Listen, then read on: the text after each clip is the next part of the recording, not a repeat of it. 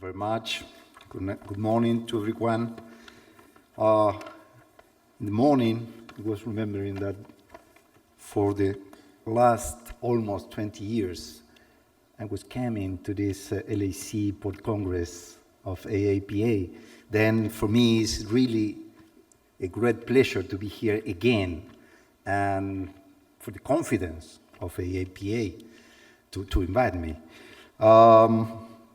My presentation today includes three pillars. A brief outlook of the current international trade for Latin America and the Caribbean after the great presentation of my friend Joshua. Second is the coupling between growth and trade and the size of ships coming to the ports, to our ports.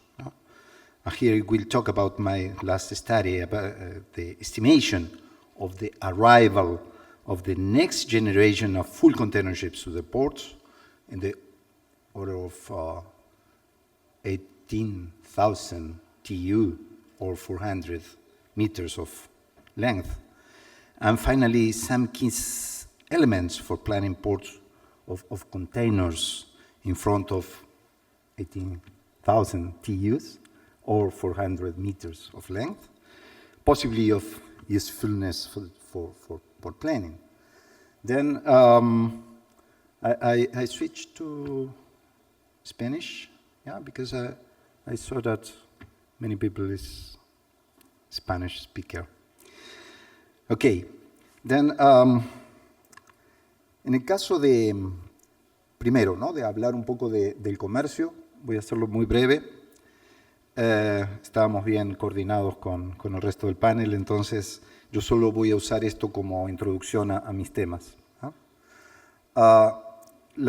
Tanto las exportaciones como las importaciones de América Latina y de Caribe han estado bajas, han permanecido bajas en los últimos 10 años en términos del crecimiento anual, de la tasa de crecimiento anual, a pesar de la recuperación que observamos después del 2016 y hasta el 2018, pero vemos como nuevamente la tasa de crecimiento de exportaciones e importaciones para el total de América Latina y Caribe ha vuelto a bajar, incluso habiendo estado en algún momento por debajo de cero, es decir, tuvimos un decrecimiento total de exportaciones e importaciones. Si miramos la situación, esto para América Latina y Caribe, en el gráfico de la izquierda. Si miramos para la situación global del comercio, vemos principalmente dos cuestiones.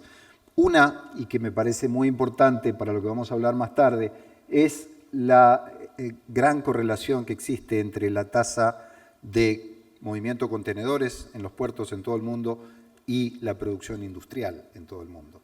Vemos como claramente baja uno, baja el otro, sube uno, sube el otro, y en estos últimos 18 meses, cómo se observa también una caída permanente de la evolución tanto de la producción industrial en todo el mundo como de el avance del movimiento de contenedores en los puertos.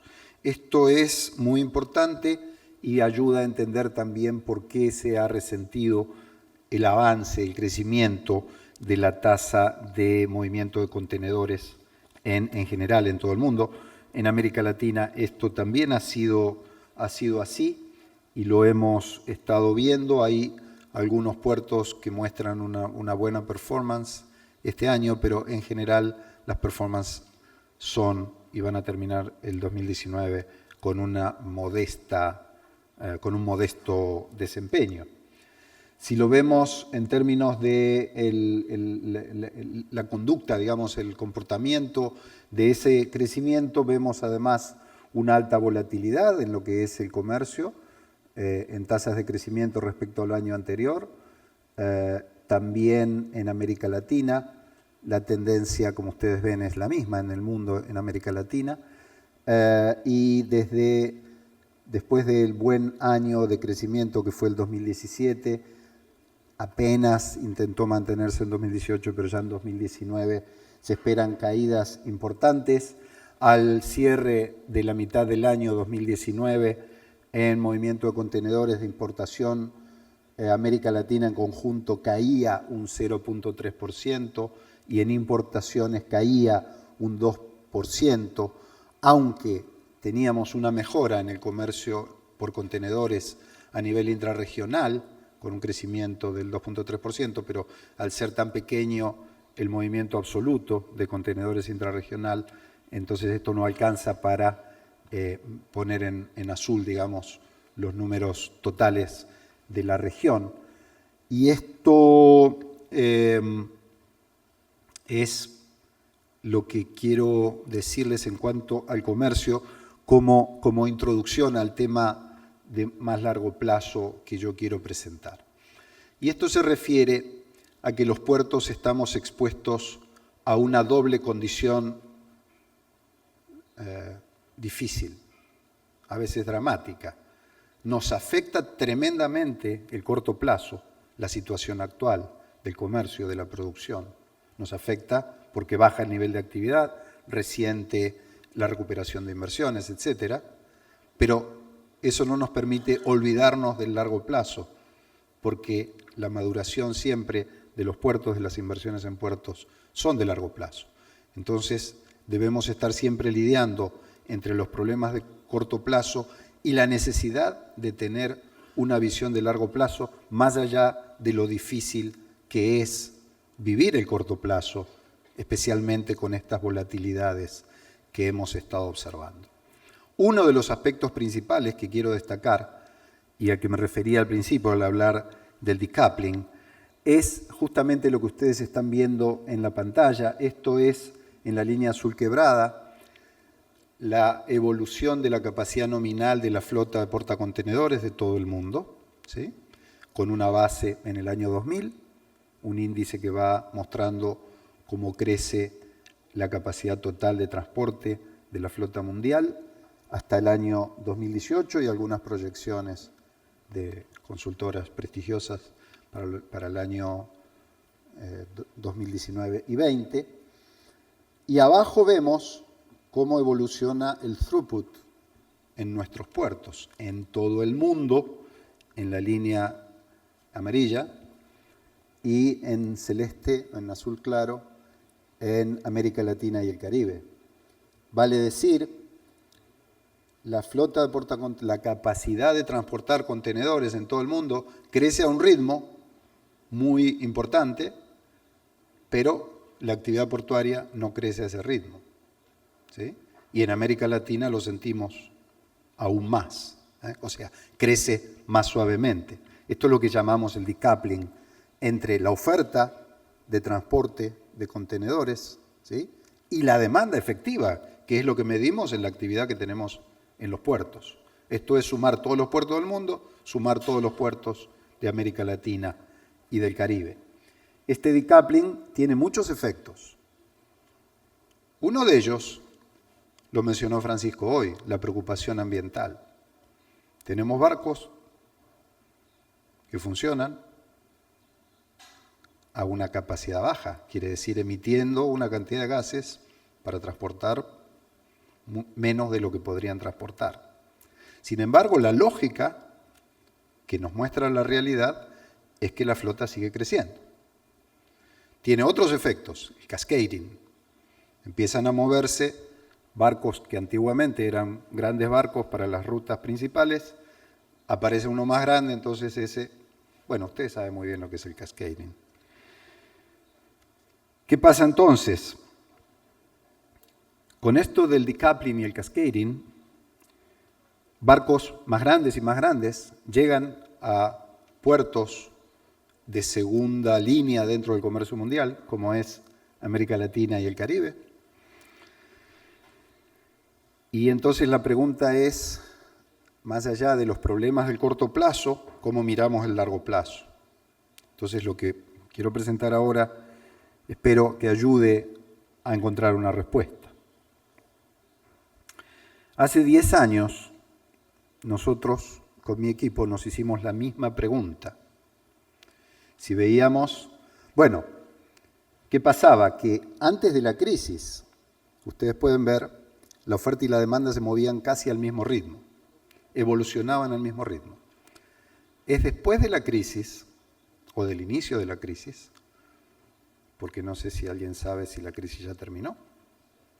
Yo no. Pero bueno, después del inicio de la crisis, ahí sí se produce esa separación tan marcada. En aquel momento, cuando vimos ese efecto del inicio tan sólido del decoupling, de la diferente evolución de oferta y demanda, nos hicimos la pregunta hacia dónde íbamos, en especial para América Latina. En ese momento hicimos unos modelos, unos estudios basados, esto lo hicimos en el año 2010 y lo presentamos en un congreso el 2011. Hicimos todas estimaciones pensando especialmente en la capacidad nominal de los barcos. Entonces, hicimos muchos modelos y nuestra pregunta era, ¿qué pasaría si algún día llegaría a América Latina un barco de 13.500 TEUs? ¿Sí? Esa fue nuestra pregunta, nuestro objetivo de investigación. Hicimos varios modelos, ahí están las cuestiones técnicas de los modelos. Encontramos muchas variables explicativas, pero las dos principales tenían que ver justamente con el nivel de demanda, con el nivel de actividad portuaria, que representa el comercio, pero además lo excede, y con el cascading, o con la diferencia que hay entre los barcos que sirven a las rutas este-oeste de gran comercio y las que llegan a América Latina. Los modelos no los voy a aburrir ahora con eso, pero el que quiera después podemos realmente conversarlo. Y acá me quiero concentrar en esto. ¿Qué tenemos ahí arriba en la línea gruesa azul? Es el barco más grande que existía cada año en el mundo, navegando. ¿Ah? Y en las columnas tenemos qué barco más grande llegaba a América Latina, América del Sur, en la costa este, en la costa oeste. Imagínense, empezamos el milenio, el año 2000, con barcos de 2.500 TEUs. En el momento de hacer el estudio, teníamos barcos, les confieso, cuando llegó el barco de 5.500 TEUs a Buenos Aires, a mi ciudad, yo vivo en Santiago, me tomé un avión y lo fui a ver porque no lo podía creer. Teníamos un barco de 5.500 TEUs en ese año. Y ahora, bueno, cuando hicimos el estudio en 2010, esa era nuestra situación. En la costa oeste ya teníamos barcos cercanos a los 7.500 TEUs, en la costa este un poco menos. Hicimos ese ejercicio que ustedes pueden ver en las líneas, que era, de acuerdo a los modelos que les mostré antes, calculábamos qué año iba a llegar ese barco de 13.500 TEUs. Nos fue bastante bien, acertamos en la costa oeste, acercamos en la costa este. Nuestros modelos decían que entre el 2016 y 2018 eso iba a ocurrir, y efectivamente ocurrió, incluso de manera muy precisa. Lo que ustedes ven ahí es la distribución del tamaño de los barcos llegando a América Latina. Allá arribita, en ese verde raro, se ven los barcos de 12.500 a 15.000 TEUs, que son los que empezaron a llegar primero a la costa oeste de América del Sur y después con muchas limitaciones a la costa este. Entonces, ¿qué hicimos? Fue repetir el ejercicio este año y nos hicimos dos preguntas de investigación. ¿Cuándo llegaría un barco de 400 metros y cuándo llegaría un barco de 18.000 TEUs usando el mismo modelo? Estos son los resultados. Usamos 4 escenarios de crecimiento de la actividad portuaria, variando desde un razonable 3% anual hasta un 7%, ojalá sea cierto, pero no perdamos la fe. Pero si miramos el caso del 3% de crecimiento, el modelo nos dice que este barco gigante de 400 metros llegaría entre 2022 y 2023. Y cuando nos preguntamos, y ahora voy a decir por qué no me gusta este resultado, cuando preguntamos por un barco de 18.000 TEUs, entre los 4 ejercicios de 3, 4, 5 y 7%, de crecimiento anual, nos dice que a la costa oeste llegaría entre el 2024 y el 2027 y a la costa este llegaría entre el 2027 y el 2031. El mismo modelo que antes funcionó, tenemos la esperanza de que ahora vuelva a funcionar. ¿Por qué no me gusta este? Porque el barco de 400 metros engaña. ¿Por qué engaña? Porque en el mismo tamaño de 400 metros hay buques de 15.500 TEUs de capacidad y buques de 23.000 TEUs de capacidad. Entonces, la medición es imprecisa. ¿Por qué nos interesa? Porque el largo del barco y su profundidad y su manga es la que nos va a ayudar a planear los puertos. ¿Ah? Y por eso hicimos el ejercicio. ¿Quiénes están preparados para estos barcos? En el mundo, ahí están señalados. En América Latina, sí hay algunos, especialmente en la costa oeste de América del Sur, en la costa norte, en algunos lugares, en Cartagena, pienso yo, podría entrar, o por lo menos tienen el calado, que es el desafío. A lo mejor falta superestructura, pero no son problemas graves. El problema grave lo tenemos en la costa este, ¿ah? Donde tenemos, allá en la cajita aquella, tenemos el draft reinante en la costa oeste, que va desde los 10 metros 40 de profundidad, que tiene el puerto de Buenos Aires. 10 metros 40 para un barco así obviamente no sirve. El promedio está en los 12 metros 60, hay alguna excepción allá de 17 metros 80, pero casi fuera de las rutas más grandes. Quiero decir, ahí es donde tenemos desafíos mucho más importantes y si esta previsión se cumple, tenemos solo 8 años para resolverlos. ¿Sí? Y así como dijimos en el 2010, el desafío está ahí y se cumplió. Esperemos que esto sirva como un llamado de alerta. La otra cosa que quiero abordar hoy, y que va en relación con lo anterior, es tratar de entender cuando uno mira más en el largo plazo la necesidad de planear puertos, aunque el corto plazo sea feo y suene mal, es qué criterios usamos para saber cuál es la demanda futura para nuestros puertos. Nos hicimos esta pregunta muchas veces. Muchas veces hemos escuchado, por ejemplo, que hay estudios que miran cuál es la relación entre el crecimiento de la actividad económica, el crecimiento del throughput, ese ratio simple, que hace 12 años era como de 5 a 1, ¿no? Es decir, crecía 1% el GDP, crecía 5% el throughput, o 4%, o 3%. Eso hoy en día no llega a 2 veces. ¿Eh? Y esto ha variado muy poco tiempo. Entonces uno diría, ¿cómo voy a pensar sobre qué bases voy a planear la demanda futura de puertos si esas bases son tan volátiles? Y empezamos a mirar puertos en todo el mundo. Ahí hay una muestra de 30 puertos de todo el mundo, en países de todo el mundo. Y empezamos a encontrar diferencias muy significativas. Países muy grandes que mueven menos contenedores que países muy chicos. Y es difícil de entender por qué. Y resulta que si uno lo mira en la relación que existe entre cantidad de contenedores del país, movidos en todo el país, y la cantidad de habitantes, elimina un inconveniente.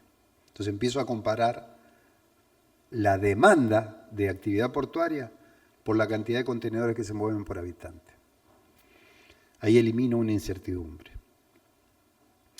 ¿Y qué me encuentro? Me encuentro con estos resultados. Si uno mira América Latina, mira economías grandes como Argentina, Brasil, México, va a encontrar una performance muy baja. Pocos contenedores por habitante, muy pocos contenedores por habitante, como un contenedor cada 5 habitantes más o menos. Si uno mira unas economías, dejo de lado el transbordo, porque el transbordo engaña, ¿no? Panamá mueve muchísimos contenedores con muy pocos habitantes, es decir, supera el 1. ¿eh?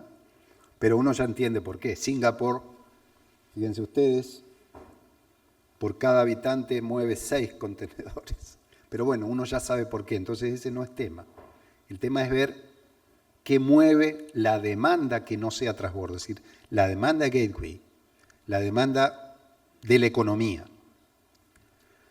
Encontramos, como les decía, países como Chile, que tiene una performance, miren Chile ahí, cuántos contenedores movían el año 2000 por habitante y cuántos movió el año pasado, y tiene un salto realmente importante, trascendente.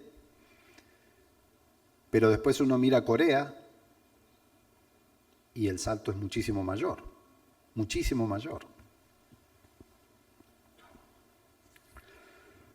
Yo descartaría aquí Malasia, que tiene mucho transbordo, descartaría por supuesto Singapur, que se me va. Pero miren Australia, tiene un salto realmente extremadamente interesante en cantidad de contenedores. Entonces yo digo, si logro identificar las causas que expliquen esta variación, voy a poder planear mejor mi demanda futura de puertos. Empezamos a probar con muchas variables. Les voy a mostrar ahora un buen avance de investigación, no es el final, pero sí un avance suficientemente sólido como para compartirlo. Tenemos, por ejemplo, que hay una relación entre la cantidad de habitantes urbanos de los países y la cantidad de contenedores que consumen, la conectividad de los países, la inversión extranjera directa, el grado de apertura de la economía, mayor grado de apertura de la economía, mayor consumo de bienes que vienen en contenedores o que son exportados en contenedores, el contenido, la concentración que tienen de ciertos productos las exportaciones, la concentración que tienen las importaciones, el grado de tecnología aplicada en los bienes que se exportan o que se importan en sentido positivo y muy notorio, más tecnología aplicada en los productos, más cantidad de contenedores, sea de exportación o de importación, el consumo de los hogares, etcétera, son muchas variables que hemos estado probando. Aquí pueden ver en la primera columna, aunque no se lea, pero yo se los cuento, nos da la razón a estas mediciones. Hicimos un tratamiento, varios tratamientos econométricos usando funciones lineales, funciones cuadráticas, etcétera, y nos arrojan resultados interesantes. No los voy a aburrir con esto ahora, pero sí quiero cerrar con esto de decir, estamos en un momento dramático en muchos países de América Latina, donde el futuro se ve difícil, donde se ve comprometido, donde hasta los que parecían intocables hoy están tocados, ¿sí? Y entonces he escuchado decir, ¿cómo nos vamos a preocupar de los puertos en este momento? Y yo digo, no, el largo plazo sigue estando ahí, el desarrollo sigue estando ahí, y cuando usted necesite el puerto lo tiene que tener hecho. No ese es el momento. Entonces se tiene que preocupar ahora igual, abstrayéndose del momento. Este estudio, como digo, en marcha y ya con resultados muy palpables, es lo que pienso que es un tema central para el planeamiento de puertos y para entender desde el punto de vista de la demanda de los contenedores, que es esto, pero también desde el punto de vista de la oferta, que es lo primero que les mostré. Y los barcos más grandes van a llegar igual, como han estado llegando, y exigen puertos más grandes, más anchos y más profundos, ¿sí? A estos son cosas que tenemos que atender desde el punto de vista de la oferta y desde el punto de vista de la demanda. Muchísimas gracias.